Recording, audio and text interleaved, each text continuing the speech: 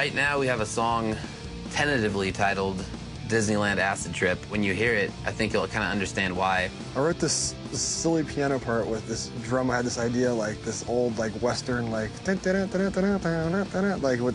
old piano that plays itself, and with the drum roll behind it and stuff. And I wrote this verse, and then I showed it to everybody, and then I wanted to immediately throw it away. And everyone was like, "No, yeah, that's rad. You got to keep that. You got to keep that." We were writing it.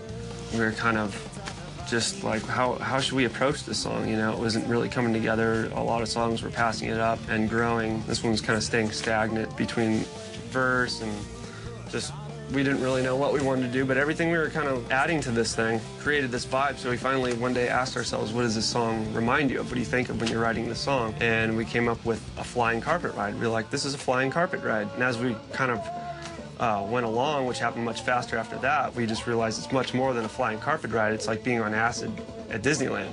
So they were like, well, let's like do like the electric parade in Disneyland when you're on acid. Pete Boy should be Matt's cartoon voice. We had Jamie lay down the piano on it and worked his butt off on it and just get that thing perfect. Just did all this kind of classical-esque type stuff. Then we're going to change the whole vibe. We're going to this pirate type. Some of my favorite just nuanced type guitar work, a la Walter Rice. Walter! Do I still got a Walter?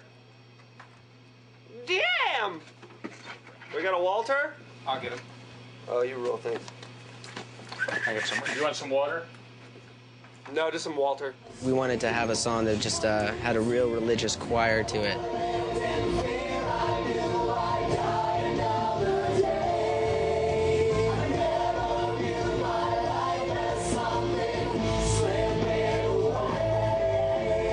Yeah, so the singers in the choir come in and they're really great to work with because you can say, here's the parts to sing and do it right away and get an attitude and get an approach that you want. And then if you try new things and try adding something, they're really quick about doing it and learning it. The added dimension of that many voices on a track behind Matt's amazing singing. Some of the choir was just going, man, how does he sing like that? It's so great. Do you get vocal lessons? Yeah, that's amazing. Wow. Really? I'd love to sing like that. You guys sound amazing. Thank you so much. Thank you. Thank you all very much. Very fast, very efficient, very beautiful. The song worked out. We were like making this end part, the end groove, and Brian turns to me, he's like, you know what? We should have little kids sing this thing, kind of like, where it's just like real cute. Brought in some kids to sing, which is, you know, a nice innocent vocal sound. And I was like, wow, you know, Jay-Z's Hard Knock Life. I was like, if we made it sound like that with like one or two kids like singing it, like singing their butts off.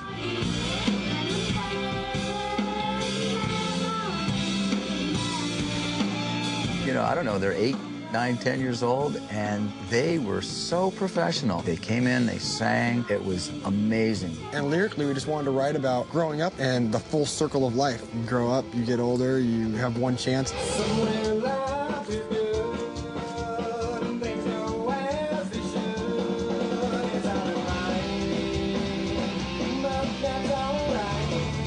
And then the kids at the end are saying something very heartfelt and meaningful, something that's way too intelligent for their age, in a way. And that's how we kind of wanted to have these little kids singing this thing, because they're just kind of in the whole energy field force kind of repeating life. They're starting up, you're dying, and then you're creating energy for something new to be born. Definitely one of my more favorite pieces on the album. As much as I wanted to throw it out, it became one of my favorite songs, just because it's so enlightening and enchanting and kind of crazy and so many different textures, and I'm just glad we could pull it off.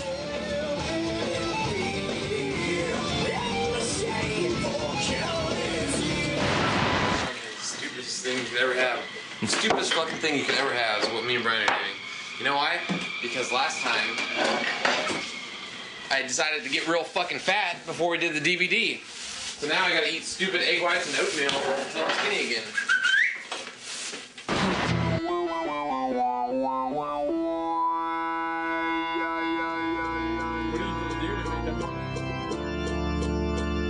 Right now, at this very moment in time, there's a song floating around the studio called Fast Melodic, because we're not too clever at making song titles in the early stages. All right, Fast Melodic. Fast and melodic. We wanted to make a song that kind of reminded us a little bit of our old school, more like Second Heartbeat-ish, where it's like more punk-driven. Fast Melodic is another one of my favorites just because it just flies through. It doesn't ever stop. The catchiest song on the album. That song really to me is the most melodic poppy thing that we've done. Put in some poppy shit right now, dude. I don't want to say poppy, but it is. Starts out with these dueling guitars that Sin came up with. To this day, I don't even know how that guy comes up with stuff like that.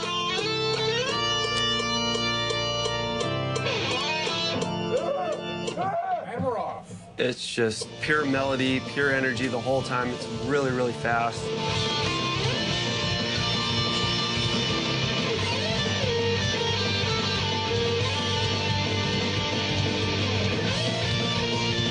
I think Sinister came up with an amazing solo at the end. It's really just a free, like very cool and driving, just happy and poppy. I like the guitar solo at the end, extremely uber melodic, to the point where you just want to slap me because it's just too goofy. You know the new thing to do? Those days when that guitar just won't stay in your fucking hands? Wax it up, wax it up, wax it up. Get that thing all waxed up.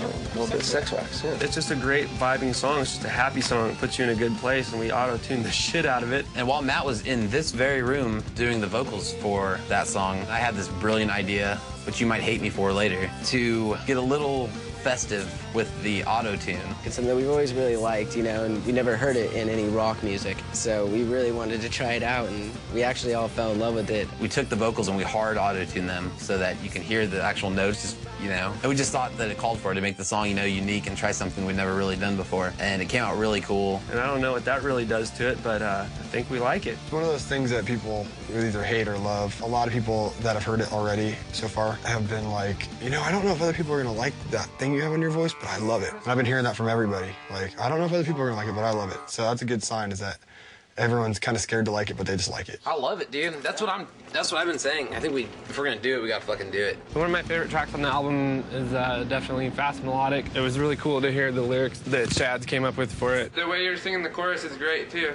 We demoed the song and had Gates humming a melody for so long that I could sing along just to the humming. The lyrics he wrote for that song are really impactful, and they really touched the shit out of me the first time I heard them. The song is about mankind just always being obsessed with war, and that's just how it kind of is. You know, these people preach for peace and stuff, and it's a really nice thought, but mankind has always been based on war and conquering and this and that, and you always know that in the end the empires will crumble and there'll be another war to be, you know, the ruler supreme, and that's kind of what the song's about. My heart leaves for the most part. I'm Scott today. Hey, dog. What's wrong with you? You want me to do that high octave too? Dude, what happened? Jesus Christ. What happened?